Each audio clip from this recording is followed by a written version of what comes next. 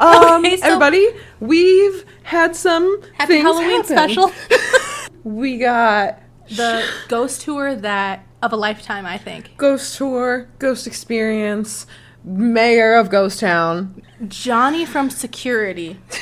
Security Johnny. Which, his name wasn't supposed to be Johnny. No. Can't thank... It was like Daryl. Can't thank you enough, security Johnny. Seriously. Made the trip, honestly. So, we, earlier this evening, went to the front desk to see, if anyone had any ghost stories, and they were like, you know what, Daryl from the night shift, he comes in at 10. Go check with him, he's in security. Yeah, don't ask me, because I don't know, and I don't want to know, and I don't have any experiences, so don't ask me. Fair. If I worked here, after hearing all those stories, absolutely not. So, 10, we record, and it's 10:30, 11, and we're like, Daryl must be here. So we go down to the front desk. Because they said he gets in at 10. Yeah. And we were like, let's record. Let's get what we have now. We'll come back if we need to. Yep, we need to. So it's midnight. We're not sleeping. How can you sleep in a place like this? The energy has shifted so much. Come to the Congress Hotel, but not to have a good night rest. Yeah. So we go down, and I don't remember her name, but at the front desk, we were like, do you have any ghost stories? And she was like, no, I don't have any. And we were like, is Daryl from security here? We were told that he would have ghost stories. You're underselling her. She had bright red hair, curly. Also, like 6'3". She was a large She lady. looked like the mystic from a scary Disney movie. Like, Fair? she's the mystic from a Mary-Kate and Ashley. Yeah. Girls Halloween. She gives us a toothy smile and says, let me make a call. But she has an accent. I'm not going to mimic her accent, but it's a very smooth. Let me make a call. So she goes away. Slips behind the desk. For 0.5 seconds. No one else is back there. No one is back there. And she comes out with a big old toothy grin and a knowing grin of I'm about to change your fucking life. And she says, you're going to need to head back to security. No, ma'am. How did you know we were ever at security? So earlier we ran into this man, Pete, security officer Pete. We're going to rewind. Yeah. Start from the mid. It's chaotic because it's chaotic in our brains. Mm-hmm. But we ran into security Pete, and God, what seemed so creepy earlier seems so minimal now. This was 6 o'clock, right? Yeah. So it's still daylight. And he gave us a warning. Don't go around looking for stuff in the dark here because you're going to find it. Verbatim. A scary movie said, hey, who are you guys? What room are you in? Yeah. Okay, are you looking for ghosts or something? Don't go looking around in the dark because you'll find things. He was just I'm warning you. You're going to find something if you're looking. But you can't be scared. Why is everyone telling us that we can't be scared? I'm scared. I can, and I am. So, flash forward, we go back to security. It's no longer Pete. And Pete was in a normal security officer outfit. Every a mall cop-esque. Every security officer is in the white security shirt and black pants. Not Johnny. We walk in after Mystic herself told us to go back to security, which she shouldn't have known that we were at security ever. We went back, and he is sitting, writing something very important on his little desk. Yeah.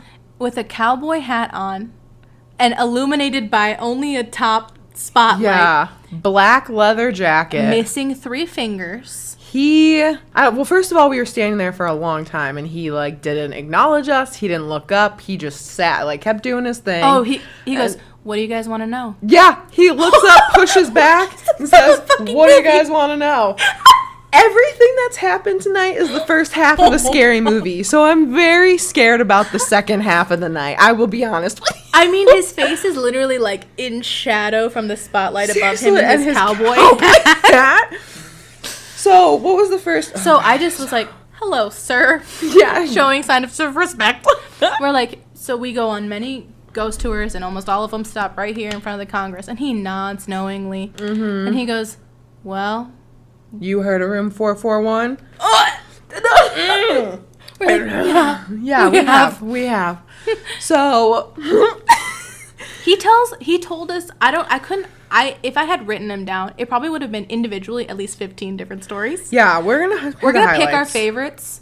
And they're going to be in no particular order. So Because this one, they stick out differently in both of our minds, I think. Yeah. So this one is a scary one, and it's... So 441, we're staying in 415 right now. So it's like...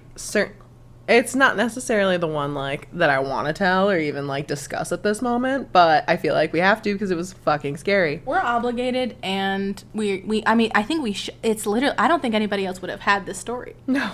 So, and that's the thing. We did look online for what you're supposed to see, like we mentioned earlier. Yeah. And it's just like, it's not the same as hearing it from someone who's worked here for 40 years. And it's also... He knew Al Capone's lackey. What are we going to do? We have to tell you his stories. This is the episode now. So 441... I feel like I have to tell the story of that he told us about 441 first, like what everyone sees. So first of all, he just says, like, basically, every story that happened has basically been happening, like, once a week for his entire time here. He basically said the same thing happens to everyone. So anyone who stays in 441, there's beds, and then there's a bathroom across from the bed in the right corner of the room, and then there's a door to another room, and they're all locked. They don't open, and... that is on the right corner next or across from the other bed. And so what they say happens every single time someone's in there. And he has seen so many people run out of this hotel with their luggage, without their luggage, with their luggage falling out. His office Yeah. is a wall of computer screens, a phone from 1983. Yeah. And pens and paper. Yeah. That's it. He drew us all of these diagrams on little pieces of paper, and we should have asked for him. But where he sits, he can see the main entrance. People coming and going. Like, whoever comes in, he sees them. I feel like I could totally see him just, like, being like, and then, like, getting up and being like, so what happened to you in there? He said he did that. Like, some guys were waiting for a cab outside. Anyway, so what happens in 441 is a shadow will come out of the bathroom, a shadow man, walk to the foot of the bed. Yeah, to, like, the foot of the bed, half moon it, and open the locked connecting door, and then close it. All the time. Gets calls all of the time about that. He looked at it. It wasn't even like a mic drop moment. He was like... So anyway, here's my real story. So this is what they say happens. This man, how old do you think Security Johnny is? I have no idea. He's hundreds of years old. He's a wizard. He's traveled time and space, and he's seen every single thing come through this hotel. He is a portal, probably. So that gets back to the story. So 441 is famously haunted. Like, you could look it up and they say that. By a shadowy figure. And they don't know how it got here. So these girls, these two teenagers or young ladies. Oh, God. And we do not support Ouija boards. We do not support them. No, if you like us, you know we hate Ouija boards. These two girls bring a Ouija board, and they're not staying in the hotel room. They were outside of the door. We were outside of that door a couple of hours ago. Oh, we were listening. People are staying in there. I don't understand. Okay, so they were outside the door with a Ouija board, and he says that they saw them running down the lobby hallway like someone was chasing them. Oh, my God. And he's very casual about this. Yeah. And so he calls, like, on security. He's like, hey, what happened? And he was like, his buddy was like, hey, come up here. He walks up. The Ouija board is smashed to pieces in front of this door. So my God. So they bag it up and they toss it out, or it's in the office. And the manager at the time, they call him and tell him, and he was like, you guys got to burn it. And they're like, what? Why do we have to burn it? He's like, I'm telling you, you need to burn it. So they go out back. And they try how many times? Like 6 times? 6 or 7 times. It will not light on fire. It won't light on fire. So then the manager was like, okay, I'll come and do it. And he comes out with a literal, like, bottle of gasoline. Like a thing. And also tries a couple times, and then finally it lit. Hello. Goodbye. And I'll never see you again. So that is the story that made me physically nauseous, and that was like story number 1. Yeah, that was. We had to stand there for a long time, and I was getting hot. Okay. I couldn't leave. I was stuck in place. While these stories were happening, I felt it and you felt it. I was getting I don't know if my partner felt. Luce, did you feel hot down there? Felt warm. Matt was getting cold. Matt said he had shivers. chills. I was getting chills from the stories, but I was so hot to the point where I felt faint. Like, I was wiping my hands on my pants because I was sweating. I just, like, could not believe how hot. And he had a fan on, facing him. He had a leather jacket on. That was crazy. Okay, so that was my favorite story. My favorite? No. My scariest? Yes. One of the most memorable? Yeah. Your turn. One of the most memorable for me was he said last weekend. Yeah. In the year of our Lord 2022. Last weekend.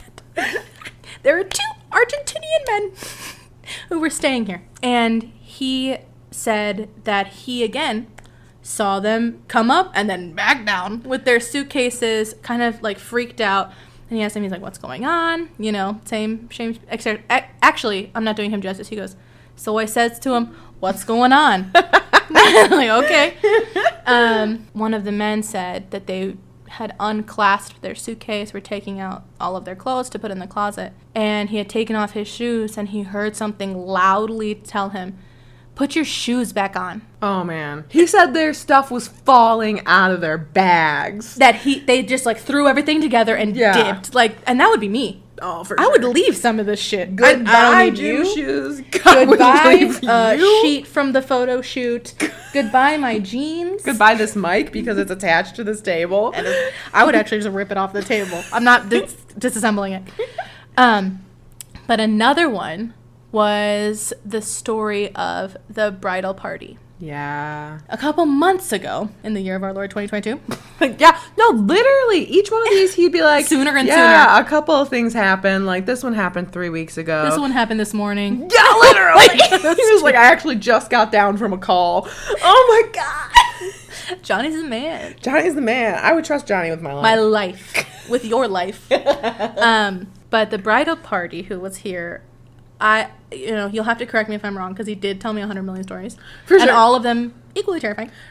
Yeah. Some of them more terrifying. There is a spooky, if you look up the Congress, you know that it's the most haunted hotel in Chicago. Most haunted building. So you come here knowing that there's a vibe. I know, I keep hearing noises from that door. We're on the 4th floor with the most haunted room in the building. Yeah. So it is a little bit scary. Yeah, and obviously after these stories were told to us, the energy shifted because we were open. Our eyes were open. My mind is closed, but my eyes are open. Well, they were taking pictures of each other or, just taking pictures of the bridal party. One of them has their hands to the window. No, so it was by the elevator. Right. Remember the elevators we got off and the window was like on that wall? They all had their back, like they were up against the window. So all of their backs were against the window. Right. And she was taking a picture of them. So there was a man behind them waving in the window. Waving and smiling as if he was like behind the girls. Okay, so I'm mixing this up with the negligee one again. Yeah. Which is a different story about 2 women who came running down the set. Everybody leaves. Everybody's gone. I would not be surprised if we leave early morning time. We're going to sleep with the lights on. You're going to go to sleep? I feel like I could. I grew up in a deeply haunted home, Kel. You did not. Should we have our caffeinated #1 creeps? Yeah, we have our #1 caffeinated creeps here, and they were also a part of the story listening hour. So we want them to tell us their favorite because there were literally 15. Do you guys each have the ones you like? Yeah, come on over here. Okay. Well, pep in your step would be nice. Who are you? I'm Luce. You may have heard of me. I'm Matt. We are We are the #1 caffeinated baddies. absolutely, A bad bean, if you will. The bad beans. and we have been along for this adventure. The spooky stuff might not be our first choice of thing to do, No, but we love our partners, and so we're here.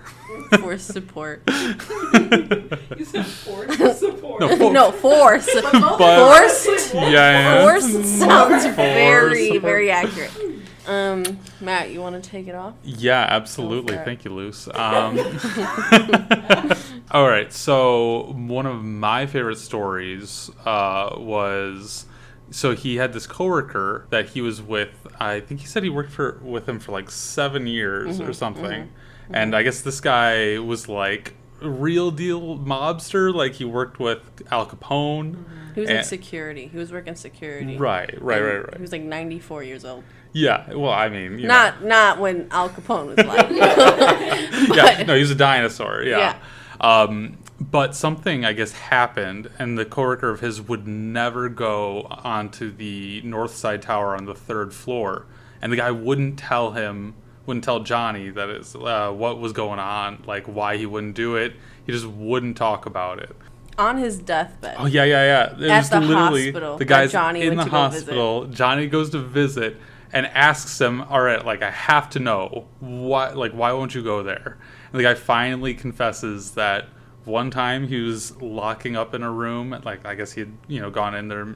Does security go into rooms? No, I don't know. I think it was like an event room. I think it was when Al Capone when his headquarters were here, when he was doing his shit. Mm-hmm. On the 3rd floor, he said something about a rendezvous room. Yeah. And I'm assuming It's the room outside the gold room. right. So I'm assuming that's their meeting space, the meeting room that they would meet at.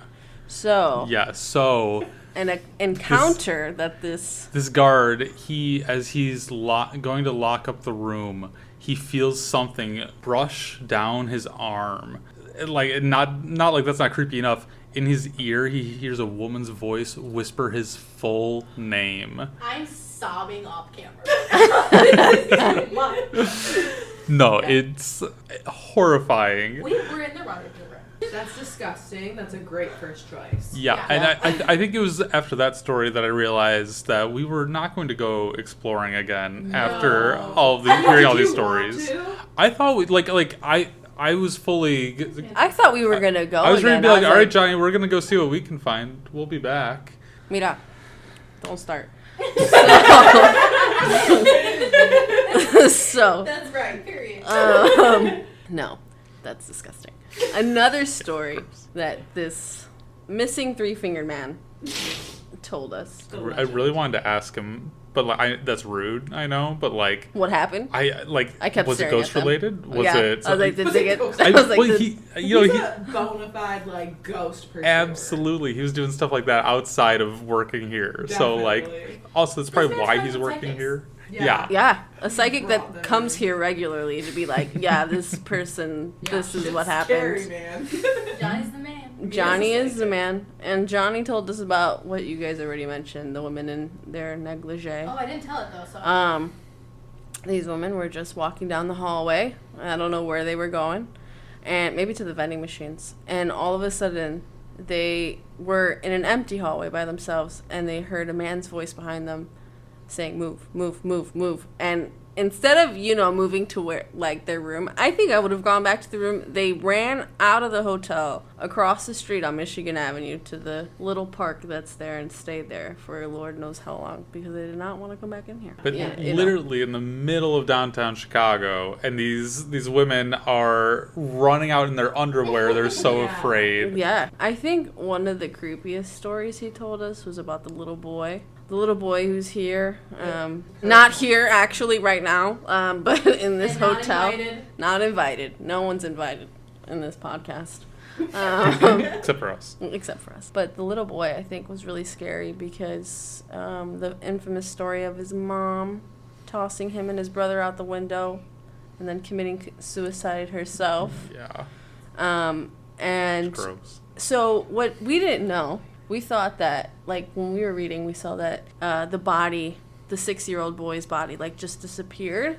I had assumed they couldn't find it after, she out the window. Right. I mean, So, What was I doing again?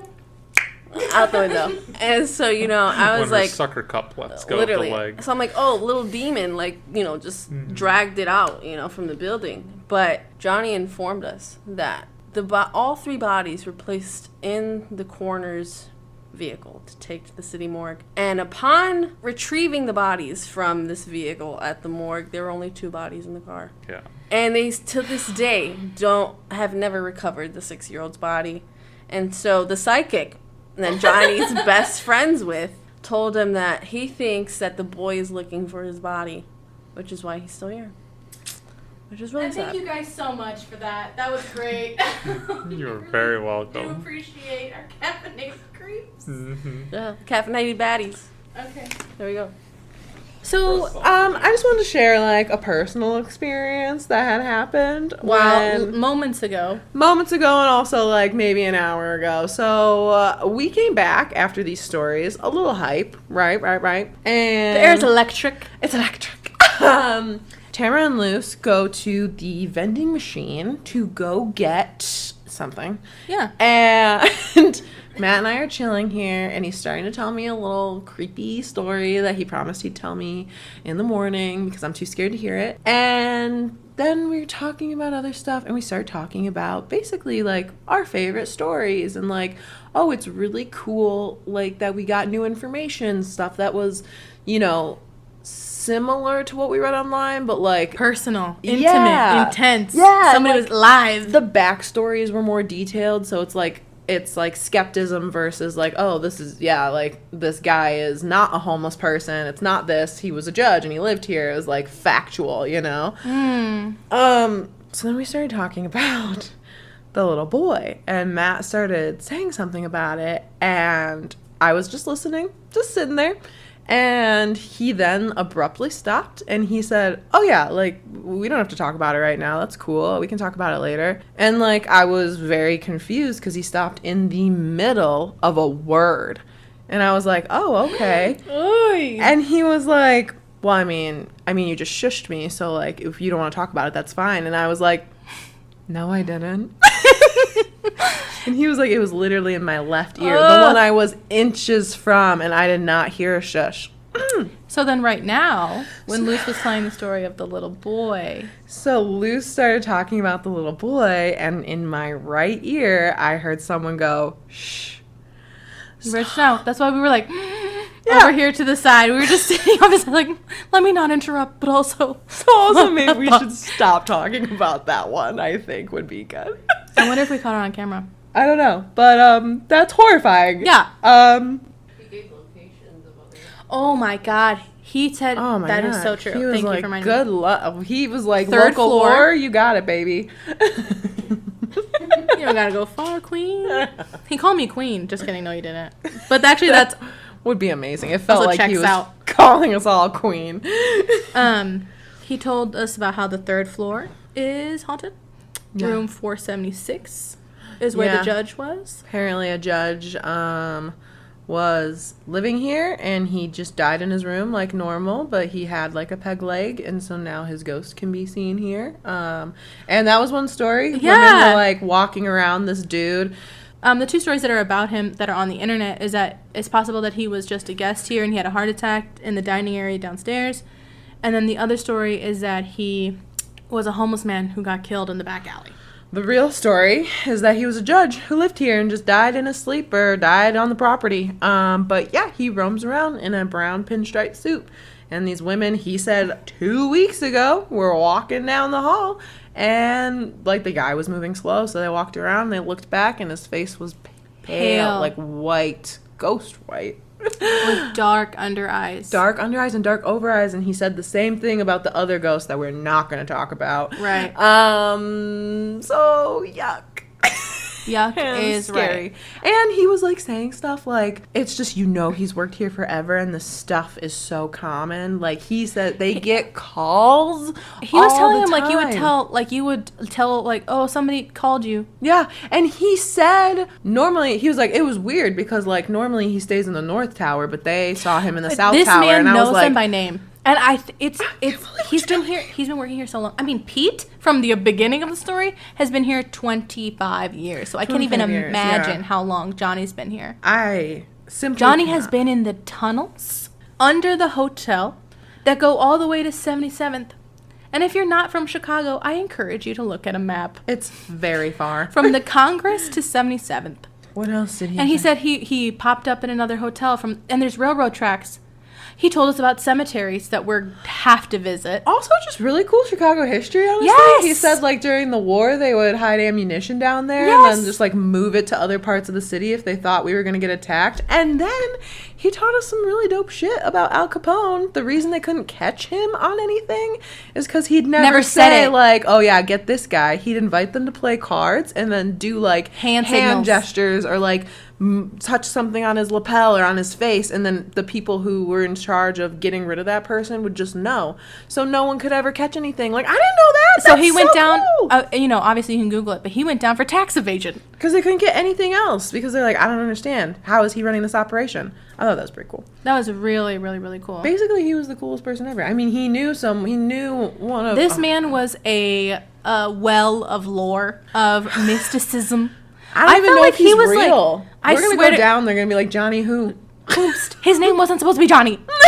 Originally, the front desk lady was like, "You want to talk to Darren?" And I was Yeah. like, "Who the fuck is Darren?" Oh my. And then we get down there and they're like, "You don't want to talk to little Johnny. You want to talk to big Johnny." Yeah. I'm like, I guess. He's So. like, I've seen stuff, but you gotta talk to him. So anyway, Anyway, any hoozle.